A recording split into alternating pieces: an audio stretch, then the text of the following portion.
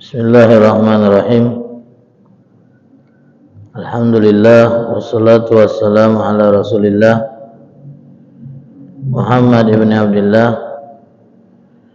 wa ala alihi wa sahbihi wa man wala. La hawla wa la quwata illa billah. Subhanaka la ilma lana illa ma 'allamtana innaka antal alimul hakim. Rabbi shrah li sadri wa yassir li amri wahlul 'uqdatam min lisani yafqahu qawli wasaddid lisani wahdi qalbi bijahin nabiyyi wa alihi wa sahbihi. Allahumma a'inna bil ilm wa zayyina bil hilm wa akrimna bit taqwa wa jamilna bil afiyah ya arhamar rahimin. Ma'asyiral hadirin yang dirahmati Allah wal hadirat, alhamdulillah, puji dan syukur kita panjatkan kehadirat Allah atas limpahan nikmat yang Allah Ta'ala karuniakan kepada kita. Nikmat iman dan Islam, nikmat taufik dan hidayat, nikmat sehat dan afiat, serta nikmat kesempatan sehingga dengan nikmat ini kita bisa sama-sama berada di dalam masjid yang insya Allah diberkahi oleh Allah untuk melaksanakan sholat subuh berjamaah. Dilanjutkan dengan menghadiri majelis ilmu. Mudah-mudahan apa yang kita laksanakan pada subuh hari ini diterima oleh Allah Ta'ala. Amin ya rabbal alamin. Salawat dan salam tidak lupa kita hadiahkan kepada junjungan kita Nabi besar Muhammad Sallallahu Alaihi Wasallam beserta keluarga, sahabat dan pengikut setia beliau sampai akhir zaman. Mudah-mudahan kita semua kelak akan mendapatkan syafaat dari Rasulullah Sallallahu Alaihi Wasallam pada hari kiamat nanti. Amin ya rabbal alamin. Hadirin yang dirahmati oleh Allah, sebelum kita mulai kajian kita pada subuh hari ini, kami ingin berpesan bagi yang nak tidur silakan baca doa bismika Allahumma ahya atau bismika amud supaya tidurnya bernilai pahala. Kami tidak melarang, karena memang sebagian mungkin ada yang menghidupkan malam 10 terakhir ini dengan ibadat sehingga subuhnya bawaan kan ngantuk. Bila perlu nanti kita siapkan bantal kalau baca, biar tidurnya memang agak lemaknya. Hadirin yang dirahmati oleh Allah wal hadirat, melanjutkan kembali apa yang telah kita bahas pada minggu yang lalu tentang firman Allah Ta'ala yang berbunyi Bismillahirrahmanirrahim, wasari'u ila maghfiratim min rabbikum wa jannatin arduhas samawati wal ard uiddat lil muttaqin alladzina yunfiquna fis sarra'i wad dharra'i wal kadhimina al ghaidh wal 'afina 'anil nas wallahu yuhibbul muhsinin. Jadi ayat ini sebagaimana yang telah kita jelaskan berisi anjuran dari Allah agar kita bersegera meraih ampunan Allah dan meraih surga Allah yang luasnya itu seluas langit dan bumi, di mana surga ini Allah siapkan bagi hambanya yang bertakwa. Kemudian di ayat berikutnya Allah sifati ciri-ciri hamba yang bertakwa melalui firman-Nya alladzina yunfikuna fis sarra'i wad dharra. Ciri pertama hamba yang bertakwa yang Allah sebut dalam ayat ini adalah alladzina yunfikuna fis sarra'i wad dharra, yaitu orang-orang yang senantiasa menginfakkan hartanya baik dalam keadaan senang ataupun dalam keadaan susah. Allah Ta'ala dalam ayat ini menggunakan kata yunfikun pakai fi'il mudhari yang menunjukkan bahwa mereka itu senantiasa, terus menerus, rutin melakukan amal soleh berupa infak, menginfakkan hartanya. Jadi bukan sekali infak lama libur, lagi kapan pengen infak lagi libur lama lagi. Tidak, mereka itu terus menerus menginfakkan hartanya. Dan mereka ini Allah sifati menginfakkan hartanya bukan saat lagi berada, bahkan saat mereka itu dalam keadaan ekonominya yang lagi sulit, mereka tetap tidak meninggalkan al-infak fisabilillah, tetap berinfak. Giliran mereka ini lagi luas rezekinya, mereka berinfak. Saat Allah uji dengan rezeki yang sempit, mereka tetap berinfak. Tidak menghalangi mereka untuk tetap berinfak apapun keadaan keuangan mereka. Bagaimanapun keadaan ekonomi mereka. Tentu infaknya itu mereka sesuaikan dengan keuangannya. Kalau lagi lapang, infaknya sesuai dengan kelapangan. Kalau lagi sempit, infaknya juga disesuaikan dengan keadaannya yang lagi sempit. Intinya mereka tidak mau meninggalkan kebiasaan berinfak di jalan Allah Subhanahu wa Ta'ala. Dan hadirin yang dirahmati oleh Allah, di dalam ayat ini Allah Ta'ala mendahulukan ciri orang bertakwa itu dengan menyebutkan bahwa mereka itu suka berinfak. Baru setelah itu menyebutkan ciri-ciri yang lain, wal kadhiminal ghaidh, yang bisa menahan emosinya, wal afina 'anin nas, dan yang bisa memaafkan kesalahan orang lain. Di sini Allah Ta'ala mendahulukan kalimat al-infaq fi sabilillah, menginfakkan harta di jalan Allah. Kenapa? Karena di antara hal yang paling berat untuk dilakukan manusia adalah berinfak. Karena al-infak itu harus kita mengorbankan dan mengeluarkan harta. Dan manusia itu punya kecenderungan sayang dengan harta dan cinta dengan dunia. Wal mal syaqiqur ruh. Duit itu, ma'asyiral hadirin, itu padanannya sama dengan ruh, nyawa. Sebagaimana kita berat nak mengorbankan nyawa kita, menyerahkan ruh kita untuk Allah, maka akan berat juga bagi kita untuk menyerahkan harta kita. Makanya ada jihad namanya jihad bil amwal. Jihad bil wajahidu bi amwalikum wa anfusikum. Berjihadlah dengan harta dan jiwa. Wong yang mudah berjihad dengan harta, maka mudah juga bagi dia untuk berjihad dengan nyawa. Tapi kalau sudah berat berjihad dengan harta, bawa-bawa nak mengorbankan nyawa. Kalau dengan harta dia berat, apalagi nak mengorbankan nyawa. Makanya didulukan dalam jihad itu harta dulu, bertahap. Jadi kalau orang berani mengorbankan hartanya untuk Allah, maka mudah bagi dia untuk mengorbankan nyawa. Nah, dalam ayat ini Allah ketika mencirikan calon penghuni surga, Allah menulukan mereka itu adalah orang yang suka infak. Untuk menunjukkan bahwa memang berinfak di jalan Allah itu bukanlah hal yang mudah, bukanlah hal yang gampang. Dan Allah Ta'ala banyak memuji orang-orang yang berinfak di jalannya itu di puluhan ayat dalam Al-Quran. Banyak sekali Allah Ta'ala memuji orang-orang yang menginfakkan hartanya di jalan Allah di puluhan ayat yang ada dalam Al-Quran. Tinggal kita cek dewek be, jangan nak nyuruh kami juga, kesel kayak. Di antaranya dalam surah Al-Baqarah yang sangat familiar di telinga kita. Matsalul ladzina yunfikuna amwalahum fi sabilillahi kamatsali habbatin ambatat sab'a sanabila fi kulli sumbulatin mi'atu habbah. Yang intinya itu kalau kita berinfak Allah lipat gandakan sampai 700 kali lipat. Dan banyak lagi ayat-ayat lain yang berbicara tentang al-infaq fi sabilillah. Dan yang luar biasanya di sini Allah sifatkan alladzina yunfikuna fis sarra. Orang yang menginfakkan hartanya saat dalam keadaan senang. Jadi ketika dalam keadaan senang, mudah baginya untuk menginfakkan hartanya.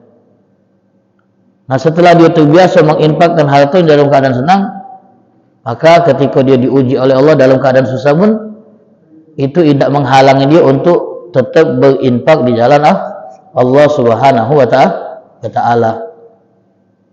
Ma'asyiral hadirin yang dirahmati oleh Allah wal hadirat. Ada sahabat Nabi SAW namanya Abdullah bin Ja'far bin Abi Thalib. Jadi keponakan misan Nabi SAW. Bapaknya itu Ja'far bin Abi Thalib, sepupu Nabi. Dulunya Sayyidina Ali bin Abi Thalib. Abdullah ini besar dalam keadaan yatim. Bapaknya Ja'far meninggal saat dia masih belum baligh. Pas ayahnya meninggal, Ja'far, ibunya nemui Nabi SAW dengan membawa dua putranya laki-laki yang masih kecil, yang statusnya tentu anak yatim. Sambil nangis nemui Nabi SAW. Lalu Nabi berkata kepada ibunya, Apakah engkau mengkhawatirkan nasib anakmu yang bakal susah karena kehilangan bapaknya? Sementara aku ini adalah orang yang bertanggung jawab mengasuhnya. Tenang, anakmu ini tidak bakal susah. Dan benar, Abdullah bin Ja'far bin Abi Thalib itu menjadi wong yang kaya. Yang hobinya itu menginfakkan hartanya di jalan Allah. Hobinya itu sedekah. Sudah menjadi identitasnya itu sebagai wong yang galak sedekah. Ada wong baik, saking hobinya dia bersedekah, sampai dikenal oleh masyarakat di sekitarnya, oh ini memang nian kalau sudah sedekah, ngomong satu. Paling cepat kalau urusan sedekah-sedekah itu. Terkenal, membentuk karakter. Itu Abdullah bin Ja'far bin Abi Thalib, itu saking hobi sedekah, sampai dikenal sebagai wong yang paling dermawan di kalangan bangsa Arab. Bayangkan, paling dermawan di kalangan bangsa Arab. Yang kalau sedekah itu tidak pernah perhitungan, saking baiknya. Sampai-sampai beliau itu dimarahi oleh keluarganya. Gara-gara sedekahnya itu tidak perhitungan. Oh, kalau mau sedekah ini kita miskin baca. Tak tahu doh kalau keluarganya. Benar baik. Kau ngajar wong tapi miskinkan keluarga. Kata keluarganya takut. Sebab memang kalau bersedekah itu tidak perhitungannya. Kalau kita kan nyari yang paling kecil dulu ya biasanya.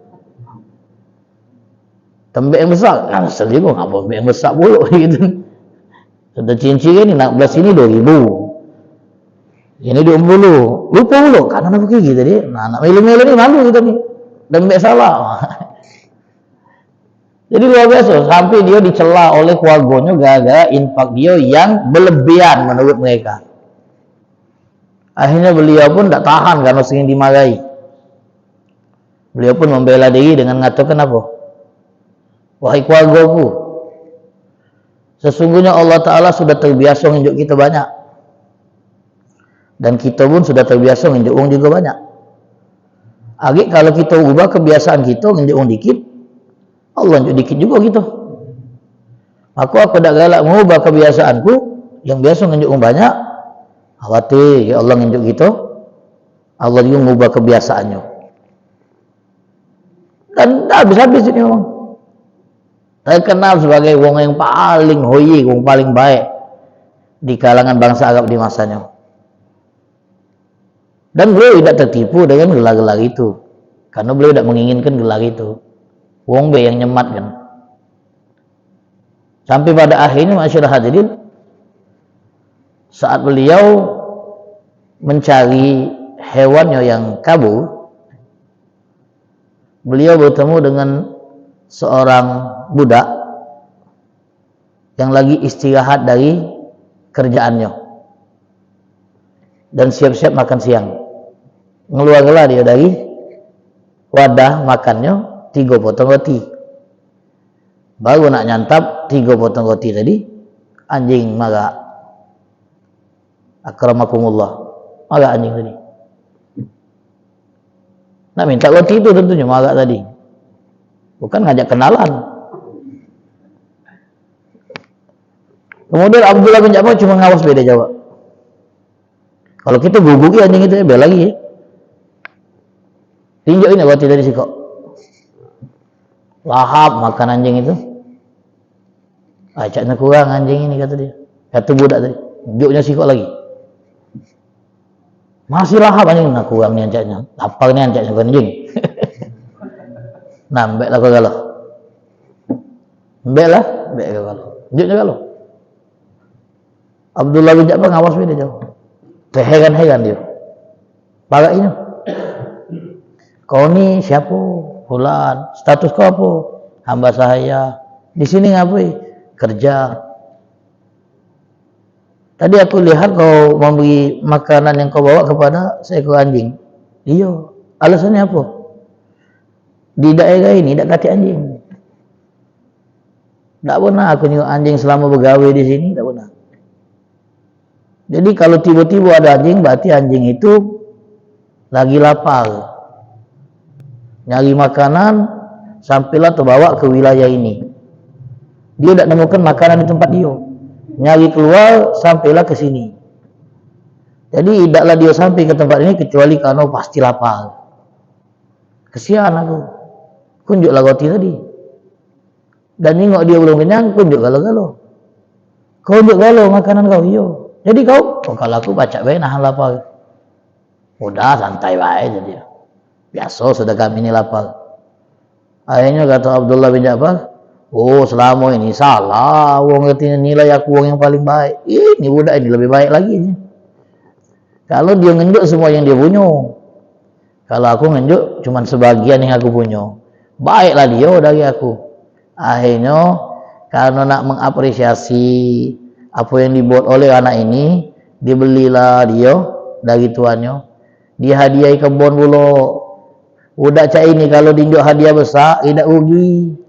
Karena roti yang cuma itu lagi nunjukinnya, apalagi kebun yang besar itu, pasti dia galak berbagi. Alladzina yunfikuna fi sarra'i wad-dharra. Infak itu kalau lagi lapang memang agak sulit. Karena harus ada yang kita lawan. Tapi agak lebih mudah karena memang ada. Infak itu akan lebih sulit kalau seandainya kita butuh dengan apa yang diinginkan oleh selain kita. Ada yang perlu, kita juga perlu. Kalau kita baca ngenjuknya kepada orang yang juga perlu kan, sementara kita juga butuh, itu yang tingkat atasnya itu. Namanya isar. Isar, mendahulukan orang lain walaupun kita sendiri butuh. Dalam Al-Quran Allah Ta'ala memuji kelompok ini dalam surah Al-Insan yang galak dibaca sedang di subuh hari kiamat, hari Jumat apa tak punya ini Ustaz?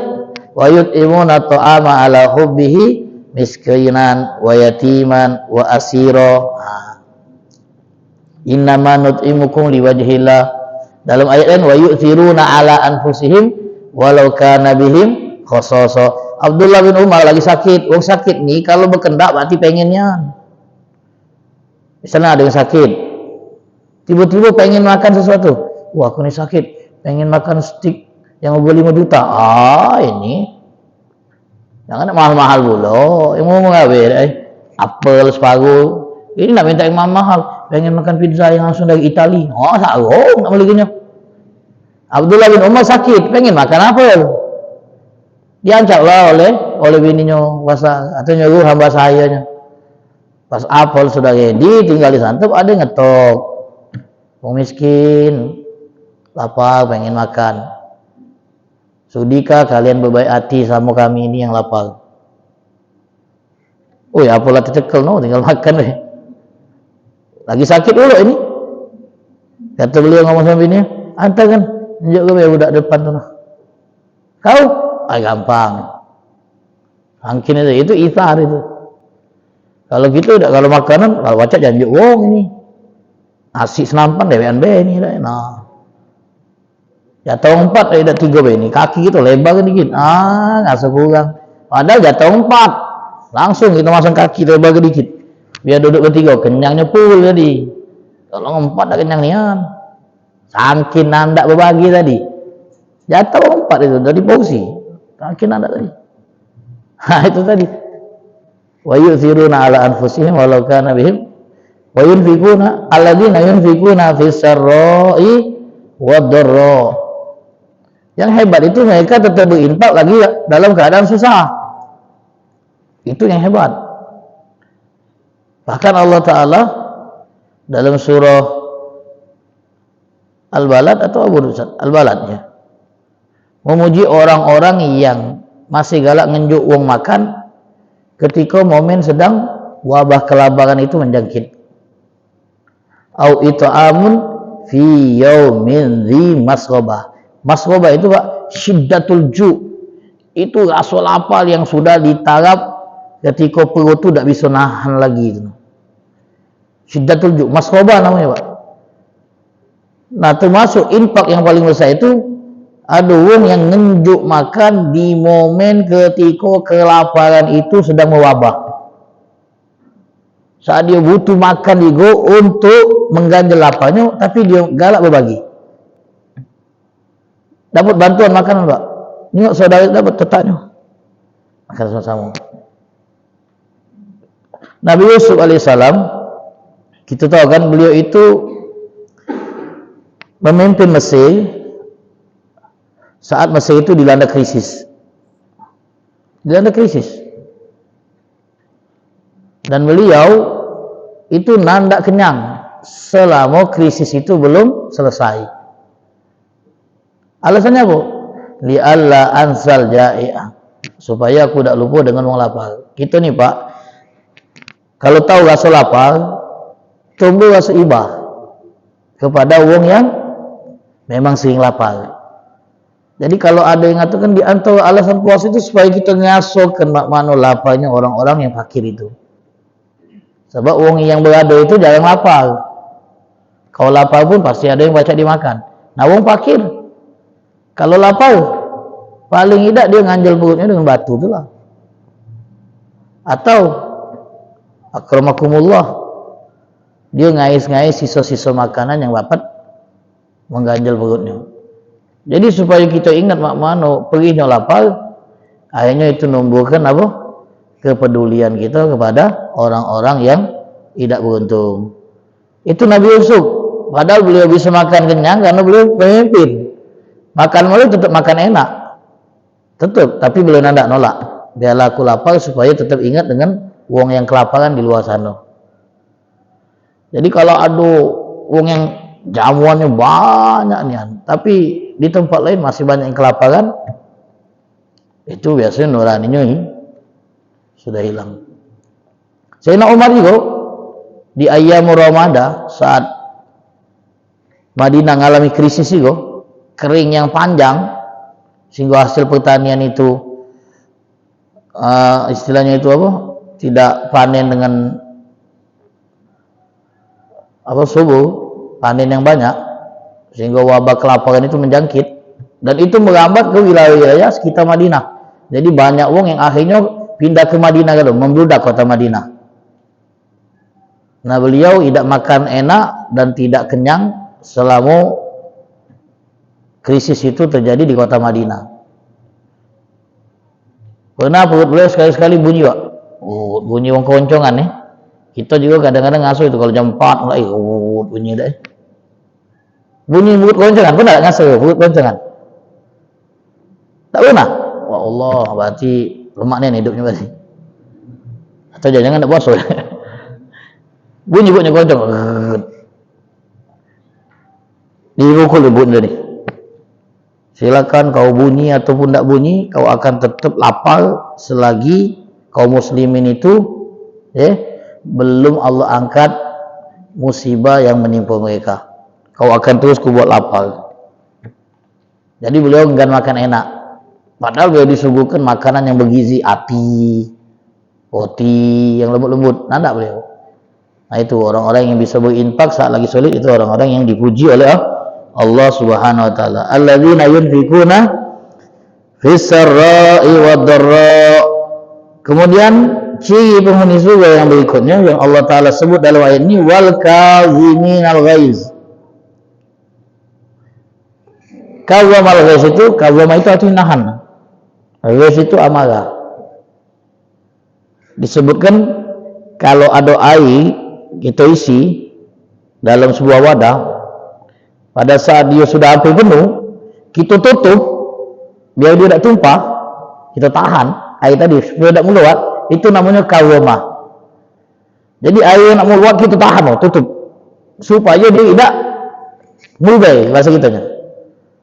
Nah kalau mulai itu nahan emosi supaya tidak keluar, supaya tidak kelihatan, tidak tampak. Nah itu berapa? Ibarat yang nahan banyu itu supaya tidak ngelubeng, kan harus ditahan. Kalau kita lepaskan, ngelubeng banyu tadi, tutup itu akan terpental. Itulah kadang-kadang Pak ada wong yang sabar, yang nahan, tapi kalau sudah tekanan itu kuat, meledak. Emosinya jauh lebih serem daripada wong yang memang dari awal emosian. Sama seperti air tadi, kalau tekanannya terlalu kuat, kita tutup tahan-tahan, mental tutupnya tadi, sebab tekanan yang kuat. Nah ada orang yang memang kalau dibuat marah itu jangan marah, susah. Nahan. Misalnya kalau kita pernah lihat kasus-kasus wong yang dibully itu, yang dibully nahan terus yo, ditahan terus yo, bulian yang dia alami. Tapi puncaknya pada saat dia marah, habis wong yang membulinya itu. Banyak kan kasus-kasus itu yang kemudian di film kan, dia habisinya kalau wong yang membuli dia tadi. Minta ampun, enggak lagi, karena sudah muncaknya emosinya tadi. Nah jadi kita hati-hati Pak, kita malah harus lebih takut dengan wong yang galak marah. Kalau Ustaz Jody kan memang galak marah, santai aja gitu, enggak apa-apa. Ini wong yang galak marah, nah pendiam jangan marah, hati-hati. Wong pendiam itu kalau marah lebih jahat daripada wong yang memang suka marah. Ngapa alasannya? Karena nengok orang memang sering marah biasa gitu, nah itulah dia. Tapi wong jangan marah sekali gitu nengok heran gitu Pak. Sekarang gigo aja gitu ini. Selama ini nyangkut dia ini tidak pernah marah. Sekali marah, mobil ke angkat dia baca, hulu ini. Cak hulu kan kalau marah suka. Hati-hati kan. Jadi hindari. Ittaqu ghadabal halim, ada ungkapan. Hati-hati dengan kemarahan wong yang kita lihat karakternya itu pendiam. Sebab kalau dia marah jahatnya. Kaziminal ghaidh, tekan emosi gitu Pak, supaya tidak kejiwaan. Supaya tidak kita lampiaskan. Nah dipuji oleh Allah. Wong yang pacak neken emosinya. Ada wong yang tidak melampiaskan emosinya karena takut. Itu bukan sifat yang mulia. Kenapa? Karena secara lawan ini bukan musuh ini. Suhu dia nih. Jadi tidak melampiaskan emosinya. Itu bukan nahan emosi. Tidak berani. Misalnya di jalan gitu nih, ada yang nganggu kenyamanan kita di jalan. Nak marah gitu tadi sudah. Kamu kita nahan, ngulang lagi gitu. Kita stop kita sudah nak melampiaskan emosi gitu, pas metu, baju seragam, itu gitu. Ngapa? Tidak Pak, numpang lewat. Nah, tadinya kalau dijingok orang biasa, laju itu. Nah ini bukan nahan emosi. Alhamdulillah Ustaz, tadi pacak anak nahan emosi Ustaz di jalan tadi, ampe nak marah, ngapa pacak nahan? Iya musuhnya tentara Ustaz, geri dah. Itu bukan nahan emosi, tidak berani, tidak boleh pahala. Tapi kalau nahan emosi itu lawan kita yang mau itu marah ini adalah wong yang sepadan, yang pacak kita lampiaskan emosi kita kepadanya. Biasanya siapa itu? Bawahan kita, atau yang setara dengan kita, atau wong yang tidak kita kenal. Pacak kita marah sama dia, wong yang kita kenal. Tidak kita kenal, walaupun pangkatnya tinggi, tapi karena kita tidak kenal, kita marahi. Tahu dia ni jenderal bintang 2. Kau tak tahu siapa yang kau segat-segat tadi? Mana tahu lah, dia nganggap aku jenderal itu pangkatnya 2, itu bintangnya. Lokak tu buang. Itu tadi. Jadi demikian. Kita ini kalau sama tidak kita kenal berani itu Pak. Mau kita kenal, tengok dulu ini. Kalau bukan musuh tidak berani gitu. Dulu Hajjaj bin Yusuf itu Pak, itu terkenal sebagai orang yang berdarah biru. Bukan karena dia keturunan bangsawan, tapi dia ini wong yang tidak segan-segan numpah ke darah. Siapa yang bermasalah dengan dia, habis. Hajjaj bin Yusuf terkenal. Tangannya itu berlumuran darah Pak. Dalam arti banyak nyawa yang melayang karena dia. Hobinya berburu. Hiburan wong dulu itu berburu. Dia diinduk jabatan mimpin wilayah Irak. Jadi saat dia berburu, ketemu kakek-kakek lagi jalan dewean. Wahai fulan, tahan kau di tengah cuaca lagi panas ini jalan. Ya memang kami, inilah hidup kami. Biasa berada di tengah gurun. Akhirnya ditanya oleh Hajjaj, kau kenal tak dengan Hajjaj? Yang nanya Hajjaj dewe. Dulu baru tahu gai deh. Hajjaj, wong yang paling jahat, wong yang paling bengis. Mudah-mudahan Allah laknat dia. Wong yang diomongi depan mata itulah. Dan terkenal memang kalau dia sudah marah sama wong, habisinya wong itu. Akhirnya kata Hajjaj, kau tahu tak siapa aku? Mana tahu kau wong asing datang sini. Akulah hajat. Oh, gagal bahasa dia. Mantap, lekat mati ini jadi dia. Hajat itu dah baca di chat itu kan. Habisnya kata orang tadi, kau tahu tak siapa aku? Ngomong sama hajat. Tak tahu. Aku ni orang stres saja. Yang penyakitnya tu kambuh, kalau 2 kali sehari kambuh. Nah, ini lagi kambuh ni. Ini lagi kambuh ni, makanya ngomong basing dia jadi. Jangan kau ambil hati. Tadi ngomongnya basing dia. Karena aku ni punya penyakit stres yang kambuh-kambuhan. Nah, ini lagi stresnya ini nah. Lagi dengar lagi baik. Tapi hajat tadi tidak jadi melampiaskan emosinya. Acak dia nahan diri. Muawiyah bin Abi Sufyan, orang pertama yang menjadi khalifah dari keluarga Bani Umayyah, itu terkenal orangnya halim, lembut dan Pak, santun kan, tak mudah marah Pak. Adong pernah nguyoi ibunya dengan bahasa yang vulgar. Pernah gitu cerita ni kan. Ibu kau tu kalau bahasa gitunya bahaya nolian. Oh, itu pelecehan itu. Apa ujung body shaming Bukan itu Itu vulgarnya itu. Beliau khalifah itu. Acak boleh ngomong dengan tentara, tangkap uang itu. Gantung dia. Tapi dengan santun, sabar, boleh nanggapi tenang. Oh iya, karena itulah bapak aku setuju dengan dia. Oh, lemak nih jawabannya. Kalau gitu, oh jangan macam-macam. Gilis ya maki mobil. Kalau marah kan, punya apa jabatan dulu. Kadhiminal ghaiz. Orang yang bisa nahan dan mengendalikan emosinya. Yang kalau seandainya dia mau, dia bisa melampiasnya, tapi dia tahan. Itu hebat. Kita marah dengan anak buah kita. Marah nih, ada perbuatan dia yang membuat kita ini emosi. Tapi kita tahan. Omongan kita tidak kasar, tidak maki, tidak nyelek-nyelek kan. Tapi kita tanya, ngapa kau buat ini? Nah, itu Nabi Muhammad SAW. Oh, luar biasa sabarnya, luar biasa. Laisa syadid bisur'ati. Wong kuat itu bukan yang bisa manting lawannya.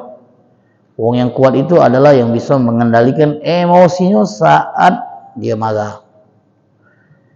Kata Nabi SAW, barang siapa yang menahan emosinya, yang kalau seandainya dia mau, dia bisa melampiaskannya, tapi dia tahan, dia tidak lampiaskan, maka Allah Ta'ala akan perintahkan dia untuk memilih bidadari yang mana yang dia mau. Balasannya itu suruh Allah milih. Nah, ini bidadari spek-speknya nih, pilih yang kau mau, karena dia baca nahan emosinya. Wong puasa itu hendaklah beda dengan dia saat tak puasa. Kalau saat tak puasa misalnya bawaan cepet yang marah, kalau puasa jangan mudah marah tuh. Kalau di luar bulan puasa tak baca disenggol dikit, bahawa lah itu. Nah di bulan puasa tahan. Karena puasa itu salah satu terapi mengendalikan emosi. Ini lagi puasa semakin tak kendali emosinya. Nak marah gawenya. Nak berhawa dikit-dikit, lega, dikit-dikit, lega. Bayu benar-benar kamu tu. No. Gawe tak becus kalau. No dia. Tembak tu nak turun tu. Baru pasang itu. Lagi puasa nak marah Misalnya bini gitu, marah lagi puasa ni. Nah, itu THR belum turun itu. Pak lebaran, baju belum beli biasanya itu. Kendalilah. Nah itu tadi. Puasa malah tak apa, marah Marah itu tak bagus. Secara medis, secara agama juga. Orang yang sering marah itu pendek umur. Percaya tak? Dia marah. Tahunya lawan yang dia marah itu lebih hebat. Habis. Konyol dia. Wong yang marah itu. Wong yang emosian melontarkan kalimat-kalimat yang menyinggung. Marah pula wong yang singgung. Habis. Kasus yang baru viral ini baik. Yang penjaga toko yang mati itu. Gagal pun. Omongannya yang tidak kendalikan. Bawa ada emosi tadi. Bahaya jadi Pak. Makanya itu, wong marah itu cepat mati. Kalau tidak matinya karena stroke, matinya karena wong. Jadi insya Allah kita dijauhkan dari sifat ini. Dan biasanya bawaan marah terus ini tidak boleh disukui. Biasanya. Mohon maaf Pak, mohon maaf. Kadang-kadang wong yang punya karakter galak marah-marah itu, mohon maaf, wong yang kelihatannya ahli ibadat. Kelihatannya ahli ibadat. Sering ke masjid, tapi karakternya galak marah Pak. Kasar. Kami bulan Ramadan ini lah, pas ngisi subuh, ada yang bertanya, Ustaz, cak mana Ustaz kalau ada seorang suami yang sering KDRT dan sering ngontarkan kalimat ceri, saya lagi marah sama bini, seringnya nesat, dan dia tuh pergi peran anak. Anak tak tahu siapa yang diceritakan, kan tidak ribah. Cak mana Ustaz? Padahal Ustaz, umumnya ini Ustaz, kalau jenguk, rajin, ibadat rajin, semayang, masjid, tapi karakternya itu temperamen. Bininya itu seringnya dikasari, main tangan itu tidak ragu. Bini itu seringnya, pernah bininya balik, tinggal kenyo, dijemputnya lagi di rumah orang tuanya. Saking tadi. Padahal kalimat ceri itu sering terucap. Dan sekarang serumah Ustaz masih. Itu bukan 2-3 kali lagi kalimat itu. Lah sering, ulang-ulang. Cak mana kau Ustaz? Bisa. Dia alasan dia tidak serius mengucap itu karena bawaan marah. Jadi, anda baca tidak? Ustaz nih nak ngancur rumah tangga orang ni kan. Oh, kau deh yang ngancur kan Ustaz. Nyawa begitu nih. Mungkin oknum B ini Pak, oknum B. Kita tidak termasuk ini yang di sini. Insya Allah. Sampai KDRT. Itu nih kalau nak melakukan sesuatu sama pasangan, maaf, sudah dia. Misalnya, mikir. Kalau seandainya perempuan yang kita sakit itu posisinya sebagai anak kita disakit orang lain, kalau tak? Kalau gitu, kalau anak perempuan kita disakiti oleh menantu kita, dikasari, dilakukan tindakan yang KDRT, tak setuju gitu, tak setuju gitu. Aku mesakkan dia bukan untuk kau siksa, aku mesakkan dia bukan jadikan babu, saro mesakkan dia tuh. Tapi kalau seandainya kau buat main itu sama dia, balik ke baik. Nah kalau kita making sama itu, tak berani gitu berbuat yang sewena-wena sama pasangan gitu.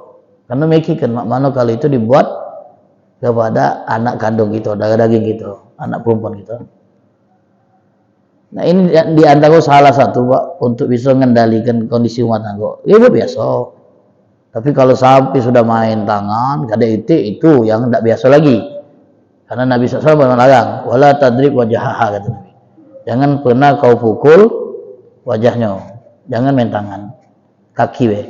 Tambah lagi ya tangan boleh. Ini main kaki Pak, nerjang Pak. Ya gila gitu.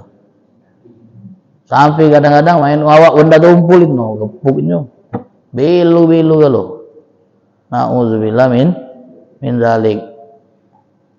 Wal kadhiminal ghaiz. Orang yang bisa mengendalikan emosinya. Wal afina 'anin nas. Dan orang yang mau memaafkan kesalahan orang lain. Pertanyaannya, wajib tak kita maafkan orang yang salah sama kita? Berdosa tak kita kalau tak maafkan orang yang salah sama kita? Maafkan orang itu wajib tak? Orang buat salah sama kita, dia minta maaf, wajib tak kita maafkan? Oh itu siapa wajib. Maafkan itu kemuliaan Pak. Dan kita boleh tidak membuka pintu maaf sama wong yang menurut kita sulit untuk bisa memaafkannya. Hak kita. Hak kita. Tapi kita tidak dapat pembelaan di akhirat. Karena kita tidak maafkan dia. Paling tidak dia yang dibuat sago di sana. Sebab kita tidak maafkan dia. Urusan sama manusia itu bertanggung jawabnya beratnya. Berat. Berurusan dengan sesama itu berat. Itu tidak bisa dihapus, digugurkan dengan banyaknya semayang, banyaknya ngaji, seringnya ke masjid, umroh dan haji berkali-kali, khotam 1000 kali. Itu tidak ngelakukan urusan dengan sesama manusia. Sama Allah kelar dengan amal soleh, Pak. Dosa kita sama Allah itu bisa terhapus dengan amal soleh. Tapi kalau sama manusia tidak baca dihapus dengan amal soleh. Harus diselesaikan di dunia dengan cara minta maaf tadi, minta halal, atau balikkan apa yang kita ambil dari dia. Kalau tidak dengan cara itu tidak selesai sampai di sana. Jadi kalau kita nak buat salahnya jangan dengan sesama. Jangan berurusan sama manusia. Sago. Apalagi kalau ada ucapan, "Dak ku maafkan, dak ku ridhoi dunia akhirat. Selamat datang di pengadilan akhirat." Gitu. Wa indallahi tajtami'ul khusum. Nanti di sisi Allah semua wong yang bersengketa akan diadili. Wong yang pernah menganiaya gitu, yang kita tidak punya pembela untuk membela gitu, biasanya ucapan yang keluar dari mulut mereka, wa indallahi tajtami'ul khusum. Di sisi Allah kita bertemu lagi. Tunggu. Dan itu balsem, Pak, istilahnya balsem yang bisa meredakan rasa sakit wong yang teraniaya, yang tidak bisa melakukan perlawanan karena mereka itu termasuk kalangan-kalangan lemah yang tidak katik yang membelanya. Bahaya itu. Ya, cukup antara kita Allah. Itu bahaya. Harus kita hindari ya. Kalimat-kalimat ini keluar dari mulut wong yang kita berurusan dengan dia. Jadi tidak memaafkan itu urusan masing-masing. Tapi tidak boleh wong yang minta maaf atas kesalahannya lalu nyalakan yang tidak galak maafkan. Maki mau pembelaan dulu. Yang penting aku sudah minta maaf. Kalau nak tidak maafkan segala kau ni. Minta maafnya juga dah ikhlas dulu. Akhirnya keluar kalimat, penting aku minta maaf. Segala kau tidak maafkan. Nah, di sini siapa yang salah? Kau. Aku nak nyalakan yang nak minta maaf. Wa iyyaka wa ma yu'tadzara minhu, kata Nabi. Hati-hati. Jangan melakukan sesuatu yang membuat kita akhirnya harus minta maaf. Zaman sekarang ini yang pas ceplos be, salah dikit baru ayah sebagai Pak Lurah minta maaf kalau ada ucapan-ucapan yang menyinggung perasaan. Itu keceplosan. Alangkah lemahnya. Ratusan wong yang sudah tersakiti oleh emaknya, zaman sekarang ini minta maaf. Sedap kan? Pas ngomong tak mikir konsekuensinya. Pas lah ada tanggapan dari orang banyak, baru live streaming, membuat pernyataan bahwa saya minta maaf, saya melakukan itu atas ketidaksadaran. Nah, aku lagi tidur aku ngomong, lagi santai kan aku ngomong tuh. Wa iyyaka wa ma yu'tadzara minhu. Baik dalam bentuk ucapan ataupun sikap, hati-hati. Jangan sampai kita melakukan sesuatu yang akhirnya menuntut kita harus minta maaf namanya. Wal afina 'anil nas. Hadirin yang dirahmati oleh Allah, hadirat. Kita tutup dengan ungkapan yang keluar dari seorang ulama, takhallaku bi akhlaqillah. Bersifatlah dengan sifat Allah. Apa yang kita buat dengan sesama itu bisa Allah buat juga kepada kita. Kalau kita maafkan kesalahan wong, Allah maafkan juga kesalahan kita. Kalau kita mentoleransi hal-hal yang tidak menyenangkan yang dibuat wong sama kita, Allah toleransi juga apa yang kita buat kepada Allah yang tidak menyenangkan. Kalau kita nahan amarah kita kepada wong yang mancing emosi kita, Allah akan tahan amarahnya saat kita memancing emosinya.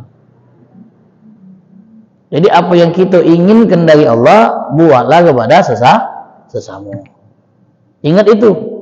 Jadi saat kita sulit nak maafkan kesalahan wong, oh aku ni banyak salah juga sama Allah. Kalau aku mempersulit wong lain untuk dapat maaf dari aku khawatir aku dipersulit juga oleh Allah untuk dapat maaf dari dia. Takhallaku bi akhlaqillah. Amilin nas, perlakukan orang lain sebagaimana engkau ingin mendapatkan perlakuan yang sama dari Allah.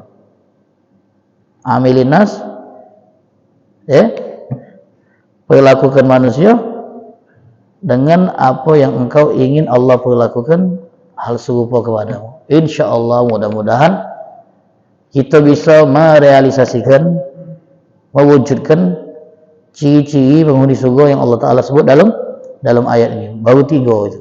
Ada sikok lagi itu. Insya Allah Ramadan tahun depan ya. Yang ada di sini panjang umur kalau Ramadan tahun depan hadir lagi insya Allah. Amin ya Rabbal Alamin. Mungkin ini yang bisa kami sampaikan. Lebih dan kurang mohon maaf. Kepada Allah kita semua mohon ampun. Billahi taufiq wal hidayah. Assalamualaikum warahmatullahi wabarakatuh. Ya, silakan. Cikok be.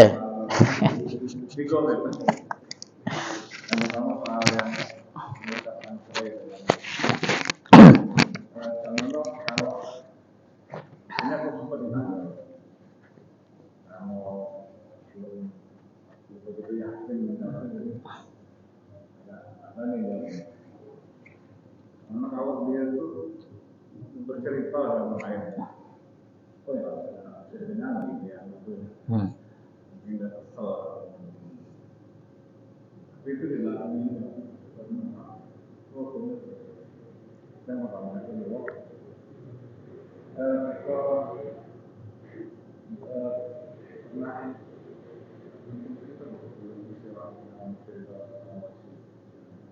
Belum itu Bang Uhud. Itu masih perang Badar. Belum juga itu. itu kan luar biasa. Rasulullah memaafkan, tapi Rasulullah ingat. Itu sikap seperti itu mungkin yang ada dari manusia. Iya. Ini kita maafkan tapi ingat. Iya.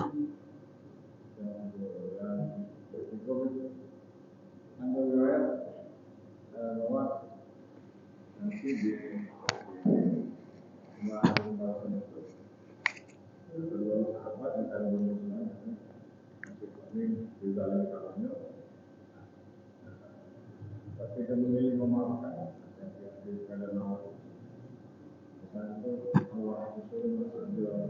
surga barang-barang.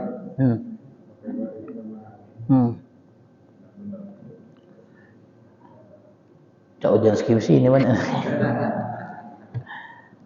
Yang pertama tadi kalau ada orang yang bercerita masalah rumah tangganya sama kawan ya, kemudian dia mengutarakan keinginan dia untuk mencuri ke istrinya, asalnya nak kucuri ke bini aku tu, itu tak jatuh tolak karena baru niat. Nak, ada kalimat nak, jadi itu tidak kalimat curi, baru niat, baru ada keinginan. Paham ya? Itu beda kan jadi. Sama seperti kalau dia ribut sama bininya, kemudian terlontar kalimat, kita curi be apa? Nah itu tidak jadi curi, karena dia nanya sama bininya. Jadi kalau ada ikrar dari bininya, ayo jadi baru. Tapi kalau bininya diam, beda nanggap, tidak jadi. Sebab itu pertanyaan. Kalau dapat jawaban, persetujuan dari bini, laju. Kalau bininya diam be, tahu karena dia lagi emosi. Lagi malam agak pastinya tahu paham bininya. Jadi tidak diakan oleh bininya, tidak jadi. Tidak jadi karena itu bukan ikrar tapi pertanyaan. Yang pertama itu jadi asun aku curi kan. Kalimat kami sering muncul dari wong-wong yang bermasalah rumah tangganya sering. Tapi tadi kalau kan itu semua karena dibawa kendali emosi. Kalau keadaan itu mulai tenang lagi, lupa dia dengan kalimat itu. Itu yang pertama, pertanyaan pertama jelas ya? Tidak jadi itu, tidak jatuh tolaknya. Karena dia ngomong aku nak curi. Kecuali kalau niat dia tadi kemudian dia sampaikan sama bininya. Yang kedua tadi pertanyaannya tentang sikap Nabi kepada Wahsy. Memang ada sikap itu. Kata Nabi SAW, kalau engkau bisa menjauhkan wajahmu dari aku, lakukanlah. Karena Nabi tidak mau melihat Wahsy itu mengenang kembali apa yang terjadi kepada pamannya Hamzah kan. Dan boleh Pak, untuk menjaga hati kita supaya tidak terganggu, ya kita maafkan, silakan aku maafkan kau, aku tidak tuntut kau di akhirat, tapi kalau baca kita tidak salah bertemu lagi, ya kita saling berjauhan. Takut kalau bertemu lagi dengan kau, luka lama itu bisa berdarah lagi, luka lama itu bisa kembali lagi. Ini dalam rangka untuk nyago perasaan, nyago hati. Itu kalau kita sudah berada di situasi yang mana wong ini sudah betul-betul nyakit kenian. Tapi kita ingat, di balik memaafkan itu ada hal yang luar biasa yang menanti kita. Yang diantaranya itu masuk surga itu tanpa proses hisab yang panjang. Kalau kita baca maafkan wong yang salah sama kita. Nah kita ngincer itu, kita maafkan. Tapi kita ngomong, tolong Nian, untuk bisa nyago hati aku ini, supaya tidak lagi ada rasa jengkel, benci, dan yang lain-lainnya kepada engkau. Kalau baca, kita jangan pernah ketemu lagi, dimanapun itu. Setiap ada aku di situ, tolong kau jauhi. Setiap ada kau di situ, aku juga akan berusaha menjauh. Bukan artinya aku dendam sama kau, tidak. Untuk mengobati luka itu supaya tidak kambuh lagi. Tidak apa-apa. Itu sikap Nabi SAW. Kalau seandainya tidak galak maafkan dia dari awal. Dia jauh salah marah, tidak maafkan. Tidak, ini Nabi maafkan. Tapi itu untuk menjaga hati supaya tidak tergores lagi. Nabi minta Wahsy tidak menunjukkan mukanya itu di hadapan beliau sallallahu alaihi wasallam. Nah, untuk hadis yang tadi yang ditanya di pertanyaan ketiga tentang orang-orang yang dulu bermasalah di dunia dan dia sudah berusaha minta maaf dengan tulus, bahkan dia rela melakukan apapun untuk bisa mendapatkan maaf dari orang yang pernah dia sakiti, tapi kata maaf itu tidak dapat karena terlalu sakit yang dirasakan oleh orang yang dalam pihak yang teraniaya ini. Lalu orang tadi nyesel, takutnya dengan permasalahan di akhirat dia mampu banyak ibadat, mampu bagus sikap. Nah itu nanti memang di akhirat Allah damaikan dia. Tapi tetap urusan ini diadili di sana. Allah Ta'ala akan katakan kepada hamba yang teraniaya tadi, yang terzalim tadi, disuruh lihat di atas tuh, ternyata dia nengok ada istana yang megah. Ya Allah, itu untuk siapa? Untuk orang yang berani membayar mahalnya. Siapa yang bisa membayar? Ya kau. Caranya maafkan dulu kau nih. Oh kalau itu kau maafkan ya Allah. Kau maafkan. Kalau memang kau maafkan, bawa dia gandeng dia ke surga. Akhirnya dibawalah. Itu wong yang ketika ngasuh bersalah minta maafnya tulus, takut, akhirnya dia memperbaiki dirinya supaya kalau urusan ini terbawa sampai di akhirat dia ada istilah itu simpenan yang bisa menyelamatkan dia, yaitu amal yang sudah dia berbanyak tadi. Jadi demikian. Ya ada riwayatnya. Alas? Ya itulah. Allah. Supaya kita ini bisa berinfak dalam kondisi senang dan susah, kaya dan miskin. Biar kontinu. Kalau saya tanya. Tipsnya betul. Ada lagi. Ya kalau tahan tak betul kan? Awal itu sebelum menjadi kebiasaan, ya harus dipaksa dulu. Manusia umumnya punya rasa sayang, nak keluarga itu punya banyak pertimbangan. Ini kalau untuk infak, itu kalau untuk simpan bisa untuk masa depan. Nah itu yang harus kita lawan dulu. Lawan, lama-lama setelah terbiasa, kita tidak berpikir panjang lagi untuk mengeluarkan. Ya awalnya memang dipaksa, tidak baca tidak. Tapi kalau sudah jadi rutinitas, dibiasakan misalnya bulanan kita ngeluarin terus, lama-lama jalan dewek dia, jalan dewek. Walaupun kita dalam keadaan sulit, kita tetap berusaha untuk meneruskan kebiasaan kita infak tiap bulan itu, walaupun dalam jumlah yang agak berkurang. Jadi boleh nambah dikit deh. Ya itulah. Nampak ini sudah.